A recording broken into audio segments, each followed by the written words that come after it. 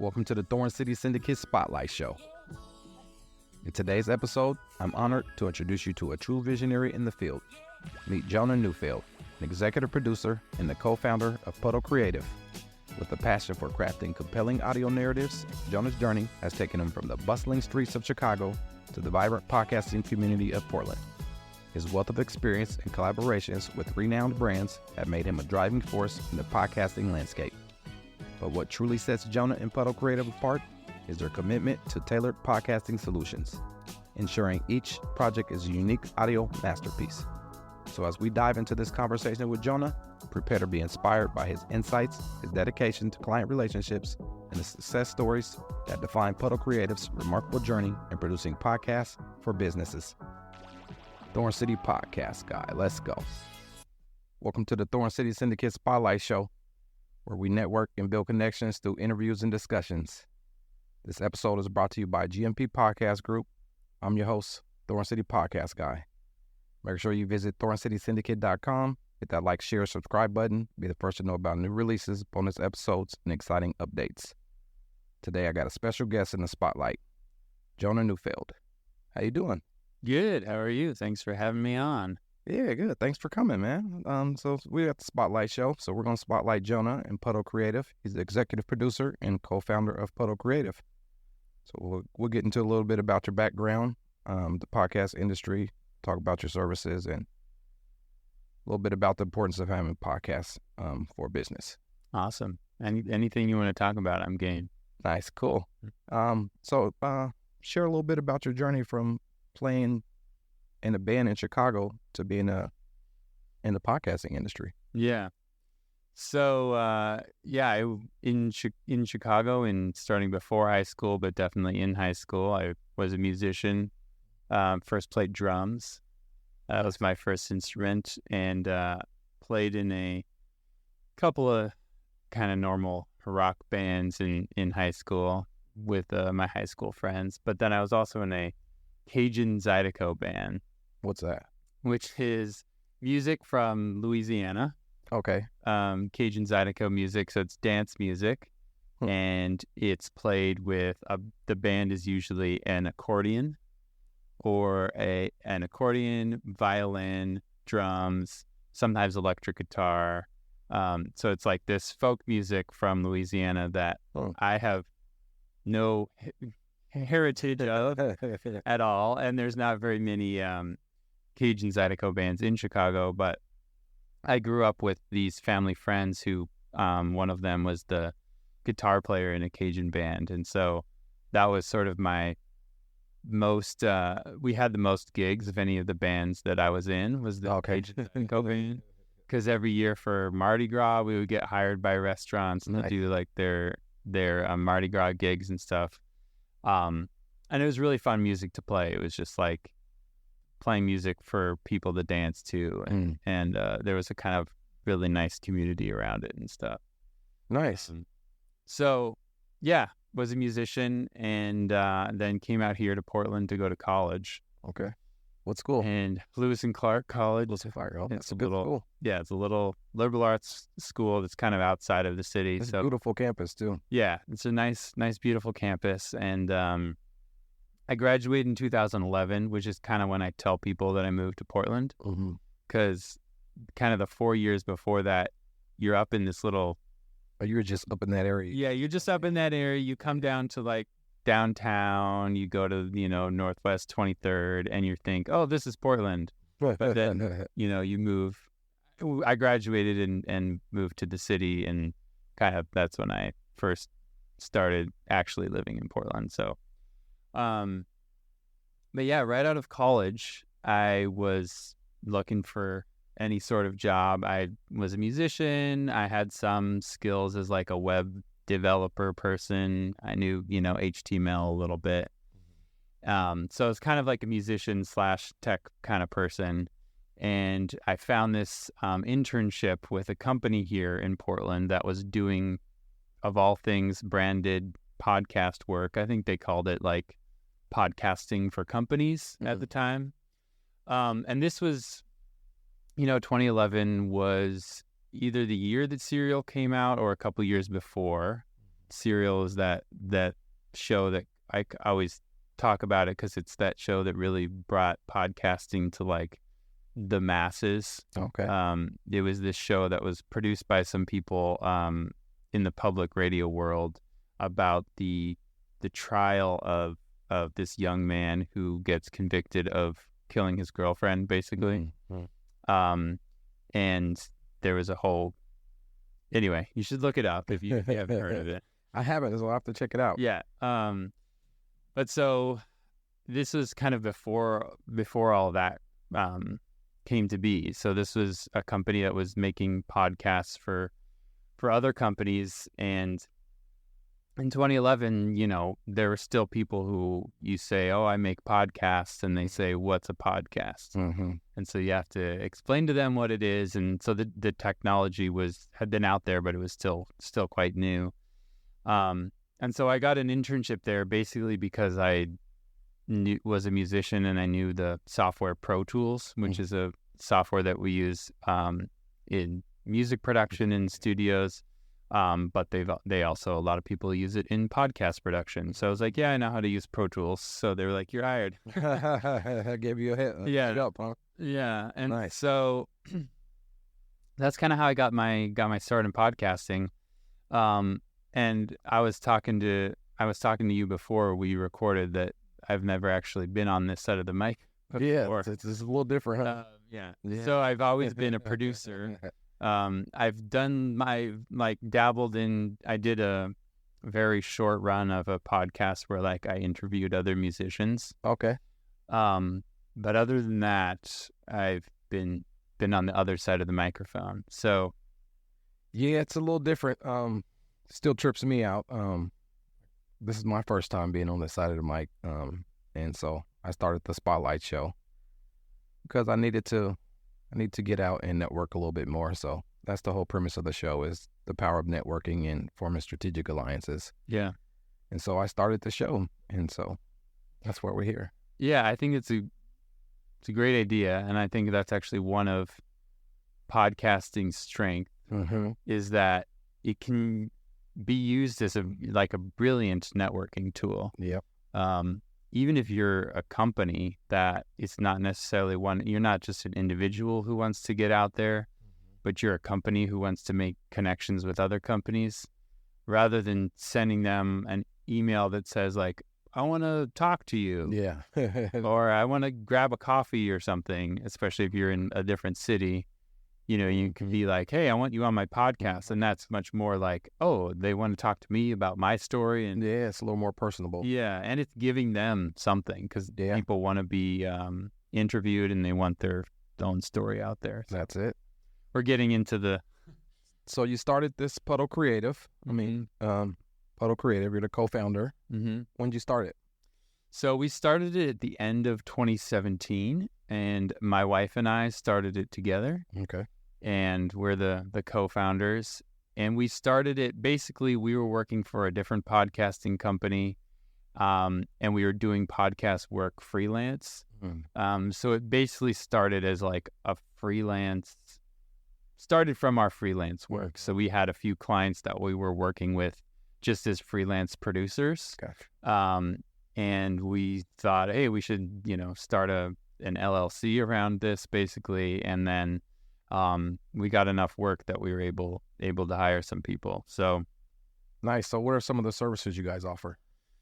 Yeah, so we basically do everything for a podcast for a client that involves all the technical stuff. So getting you set up with an RSS feed, getting your show art and description made, recording, editing, kind of all that basic stuff. But now we also provide the service of, before we start all that, taking a step back and saying, okay, what are your goals? Why do you want to start a podcast? What should the format of the podcast be? Who's going to be the host of the podcast? What, kinds of things you're going to talk about? Who are you going to talk to?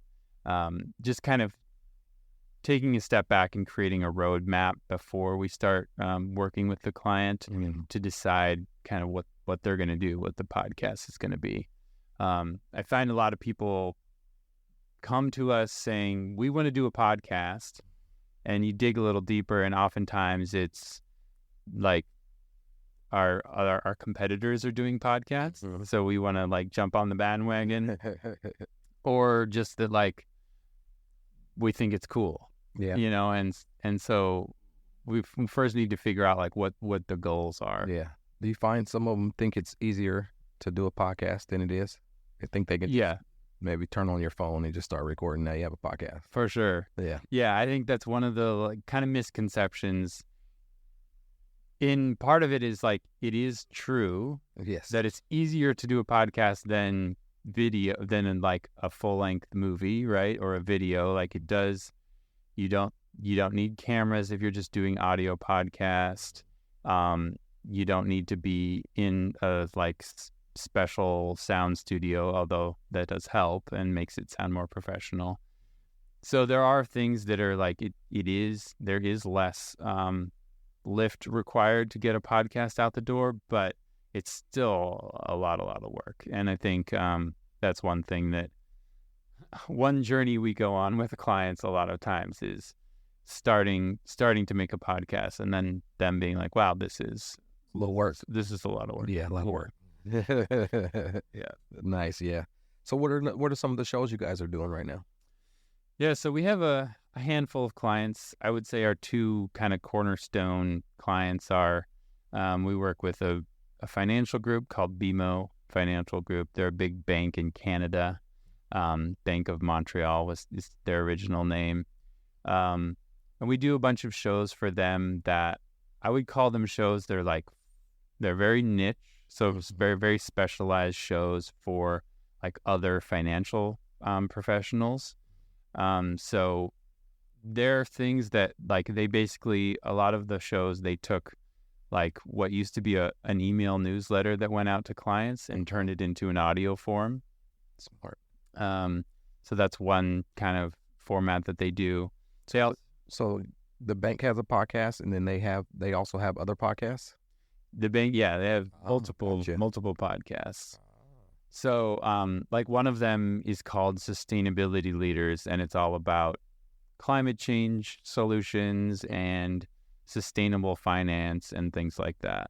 And that one is like interviews with different experts and stuff. Nice. And then another of our clients is REI, the camping and outdoor retailer. They have a podcast called Wild Ideas Worth Living that actually we started with the host. This is the host started this podcast independently of the brand and the company. Her name is Shelby Stanger, and she just was a journalist and surfer and started this podcast on her own and got sponsors. And one of the sponsors was REI, and then REI bought the show a couple years ago. For her. Yeah. So nice. she's still the host, and it's still her show, but REI now owns the show, and so we work with her and REI to produce it. Does she work for REI as well? She's an employee too. Not an employee, but she has a contract with them as the podcast host. Exactly. And that one is like interviews with adventurers and athletes. That one we do a lot more work with script writing and kind of creating a narrative flow to it, so that it's not just like an interview podcast. Mm-hmm. It has like sound design, and I actually don't personally work on it, so I can't talk about it too much. My wife would be much better at that, because that's kind of her full-time job, is the REI show. The REI show. Yeah. Nice. So is it pretty heavily produced? Yeah. Gotcha. So that one we do like an hour-long interview with somebody, and then cut it up into different segments and write a script for the host to read, and then have the host record that script and then turn it into a half an hour long narrative podcast. So you write the script after the recording? Mm-hmm. So you do the recording. We do the recording, and then basically there's a process where we like take out the best bits of that hour-long interview, or sometimes is an hour and a half. And then we say, okay, these are the best bits of the interview. How are we going to weave this together to tell a story? And the story usually is, the central theme is like, what is this person's wild idea? Like, what's their, reason for being, and like what drives them, basically. And so we try and tell sort of a story with a narrative arc around that theme. Nice. Yeah.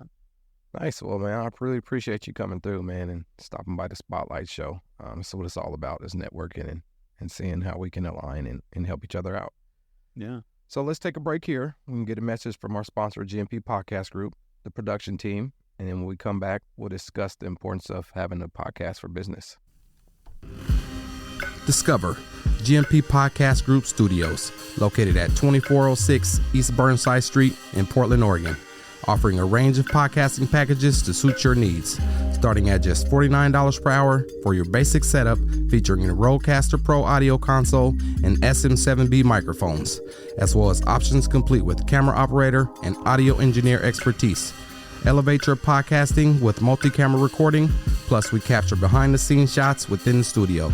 Visit us at www.gmpodcastgroup.com and let GMP Podcast Studios be where your podcasting journey begins.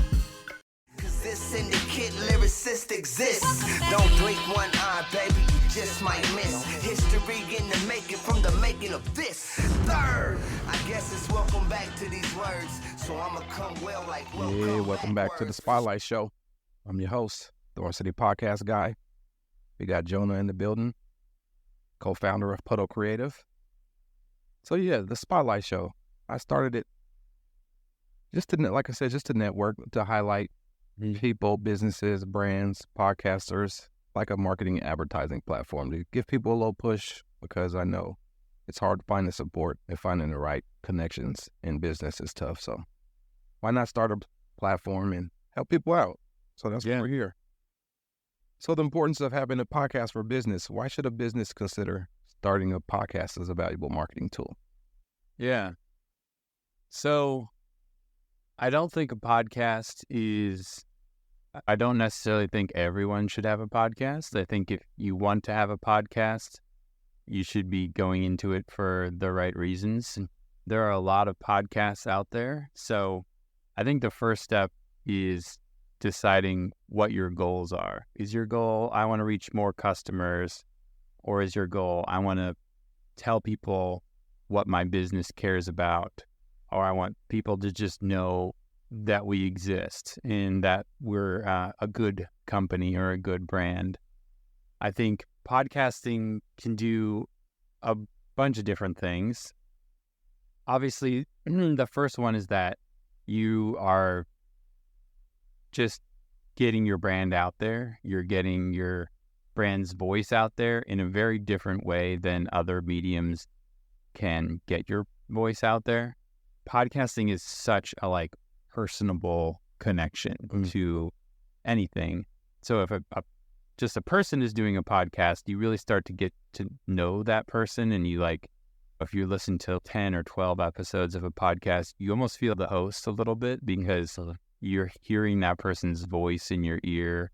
And you can edit a podcast, but you can't edit out the humanity in the same way that you can a blog post. Sometimes you read a blog post from a brand or a corporation and you're like, it just sounds bland. Yeah. It's just, there's nothing there's no humanness to it. Yeah. And sometimes video can almost be the same way, where it's just a cool, flashy thing, but you don't get a sense of who that person is or what the brand is.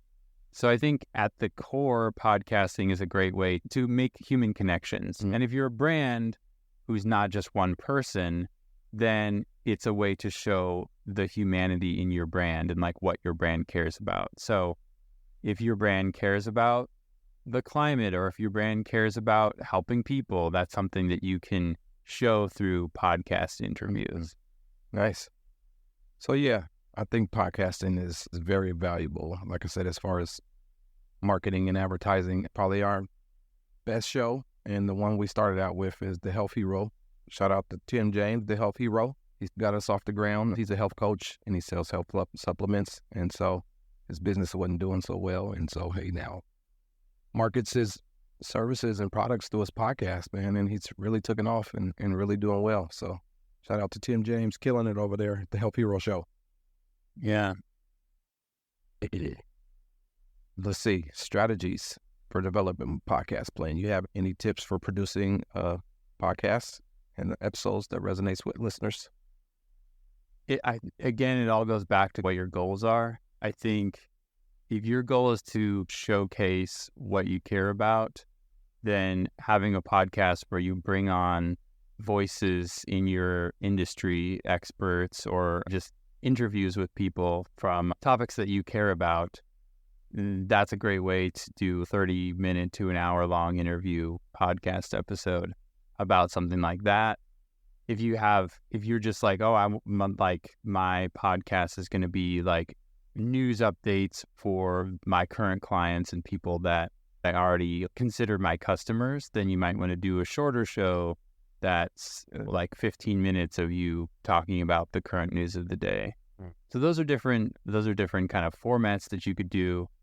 In terms of like podcast strategies for breaking through the noise, as it were, there's so many podcasts out there. Many podcasts.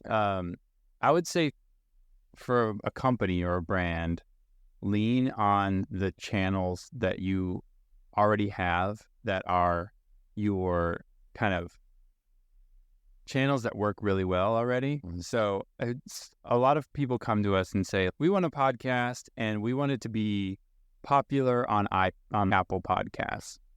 And that's a really hard thing to do. There are so many podcasts out there. And so the first thing you can do is niche down. So find your specialization. You're not going to be like the top 10 podcasts in the country, but maybe you could be in the top 100 of business entrepreneur podcasts of your niche. You can get there.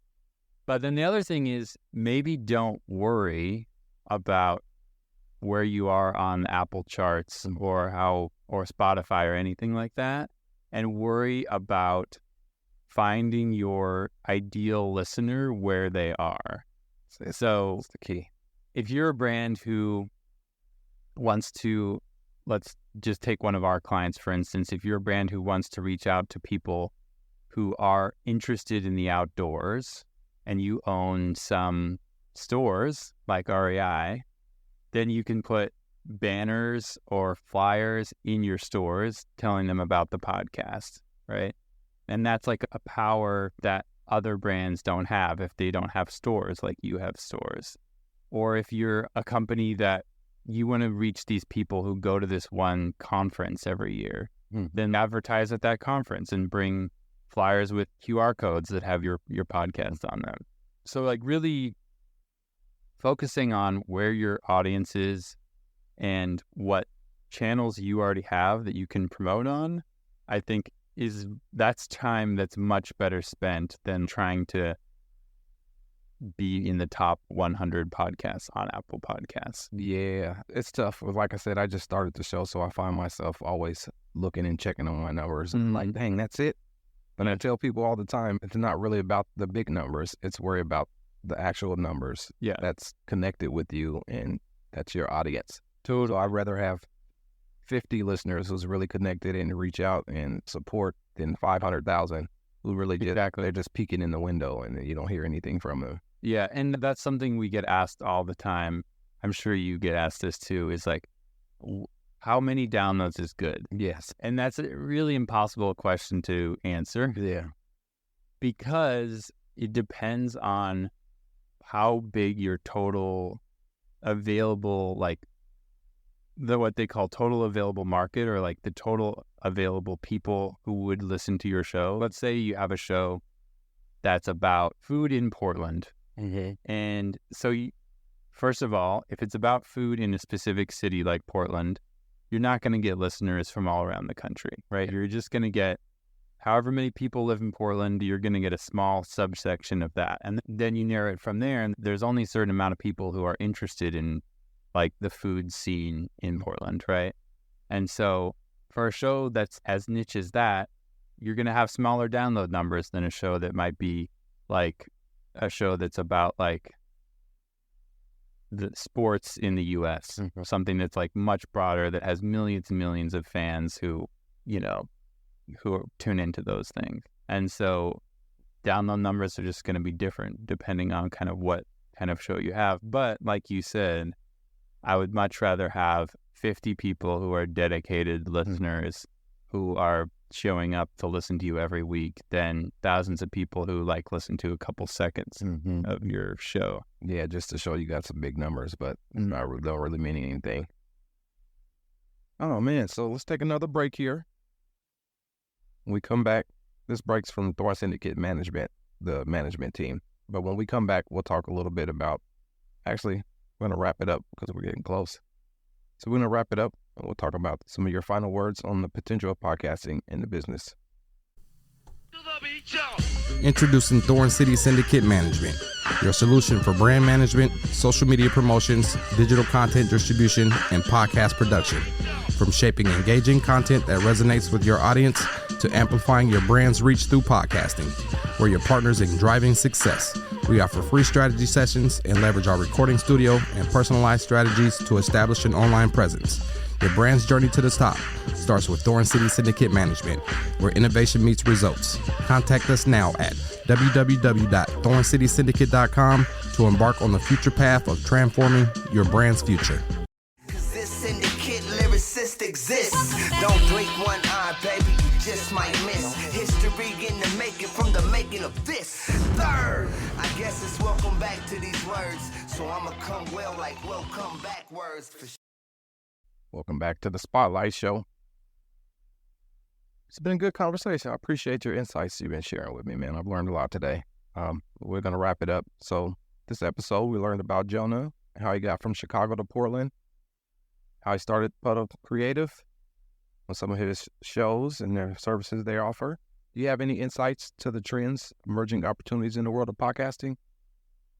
I feel like everyone's talking about video these days. There's just so many people on YouTube, and a lot of people listen to podcasts on YouTube. Not just watch podcasts, but they turn a podcast on YouTube and they just listen, like they do something else, and the visual's still playing, but they're just listening. So I think YouTube is going to be a big place in the future. It's a big place currently to find podcasts. If you aren't doing anything on YouTube, even just finding some way to make a visual component to your podcast, I think is a good idea. And then, the other thing is that podcasting is growing. Where, like I said, when I started out in 2011, you had to explain to some people what a podcast was. And I think we're at a place now where podcasting is pretty known. Even if somebody hasn't listened to a podcast before, if I say I work, I make podcasts, they immediately know what that means. Whereas before, in 2011, you would say I work on podcasts, and they'd be like, "Oh, is that it's on the internet and it's radio, but on the internet," like that sort of thing. And podcasting hasn't been.